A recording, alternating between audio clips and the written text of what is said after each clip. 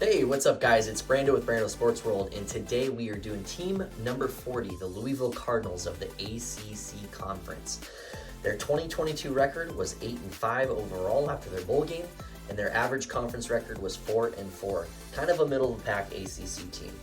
Now, they just recently lost Scott Satterfield. He took the job at Cincinnati, and the guy that took over was Jeff Brom from Purdue. Now, the interesting thing about that is Jeff Brom's alma mater is Louisville, so you guys probably knew that if you're watching and you're a Louisville fan.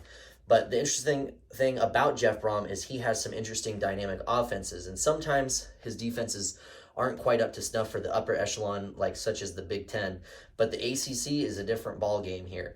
They're not so much relying on very tough, stout defenses that you're just weathering the cold all year round, but they are its own beast in and of itself. And so with that being said, I think that Jeff Brom is a heck of a coach. His overall record was 66-44 overall, and that also included, I believe it was Western Kentucky. And over the last 6 seasons that he's been at Purdue, he's had several up and downs. He didn't quite make it to the top of the Big Ten West, but he was always right within the cusp of it for the most part. So he's a good coach, great offense, and it's going to be interesting to see how he does with Louisville. But I guess the one thing I would definitely say about this is that he does care about Louisville. He almost took the job several years ago and had an opportunity then, if I'm not mistaken. And now he's leaving Purdue after a somewhat decent season and decided to hop all in under the Louisville Cardinals and just really represent his alma mater the best that he can. So he wouldn't have taken that job if he didn't think it was the next best move for him. So we'll see what he does, guys. But just a quick thing, the Louisville offense averaged 26 points a game last season, but they are building off of a top 15 defense. Now, that defense was quite phenomenal being a top 15 defense, but they are looking forward to just building off of the offense who averaged 26 points a game.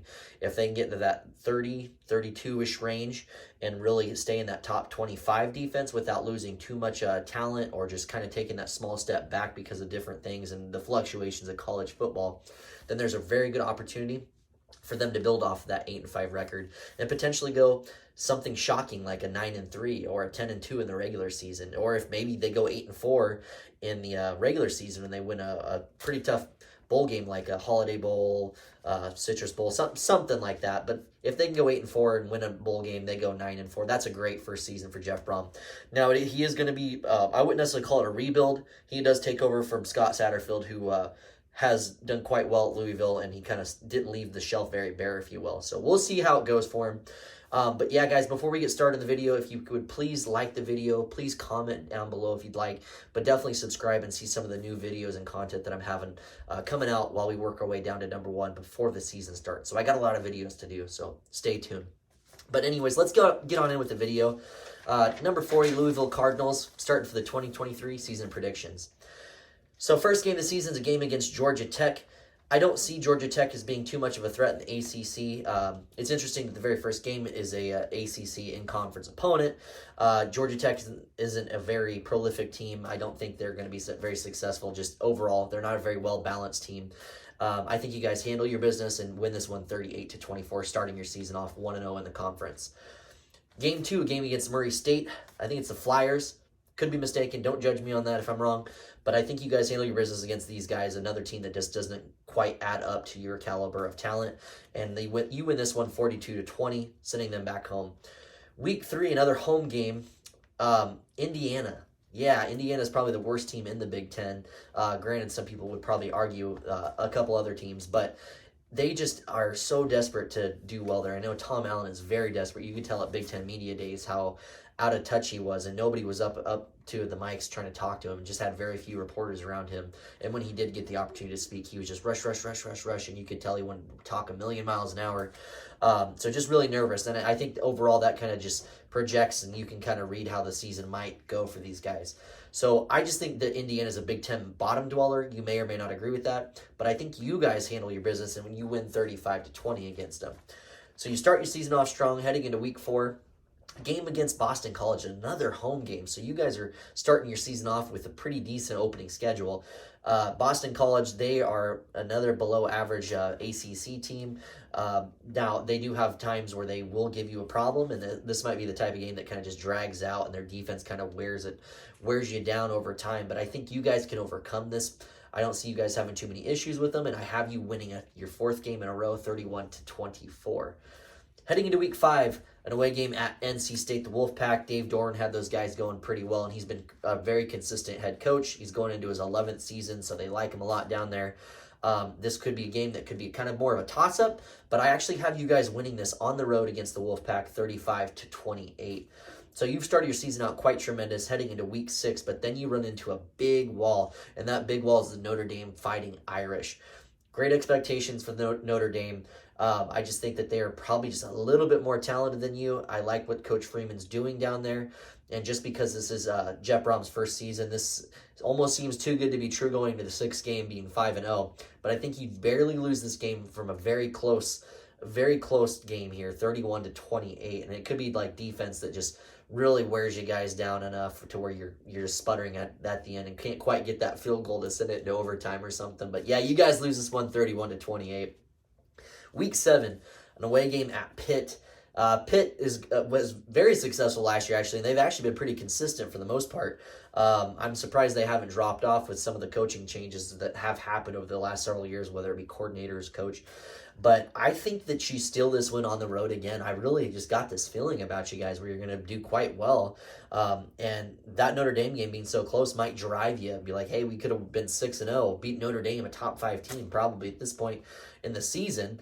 And I think you take it out on the Pittsburgh Panthers and you win this one 30-24 on the road. So doing quite well. Next game, a game against Duke. This is a home game for you. I've said it before in a couple other videos, but I really like Duke this year. I'm a big Duke fan, Duke basketball, but I like their football program as well. Coach Elko's doing great things down there, and I like the direction of the program.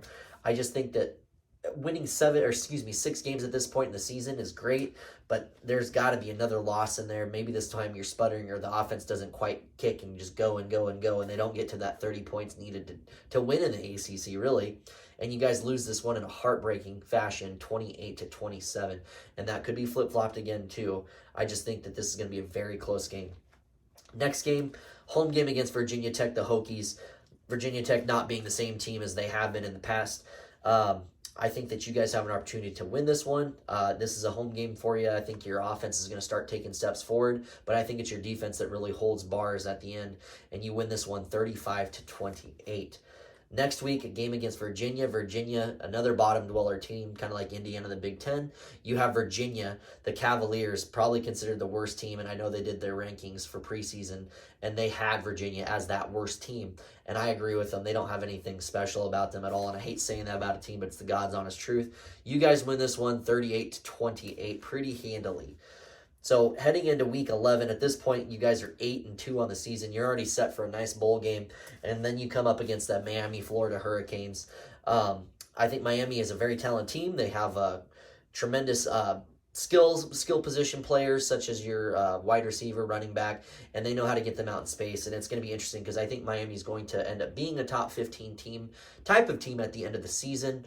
I don't think people have projected them quite as high as they probably deservedly should be. You hear the name Miami and you think of all the glory days, and they've been kind of inconsistent, but also done much better over the last recent few years, if you will.